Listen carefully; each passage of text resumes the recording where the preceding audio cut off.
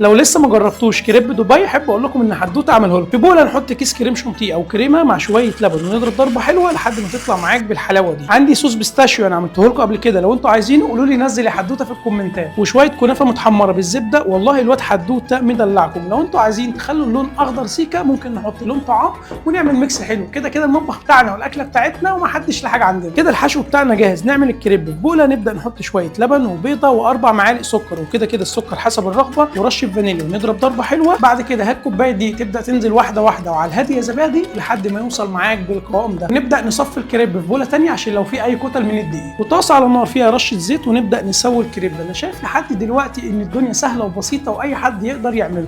على الجنب ده شويه وعلى الجنب ده شويه، نعمل الكميه كلها ونبدا نحط الحشو ونقفل تقفيله حلوه، ونرجع على نفس الطاسه بتاعه الكريب لحد ما الكريب يبقى متحمص معانا. انا عايزك تسمع الصوت بس. قطع الكريب بتاعك وهات نوع شوكولاته تكون انت بتحبه وتبدا تغرق بيه الكريب. يا لهوي يا دي حدوته على الحلاوه والدلع. اعمل سيف للحلقه دي وتاكد انك عامل لي فولو على الانستجرام. مش مستاهله بقى تروح تاكل بره، اعمله في البيت. سلام.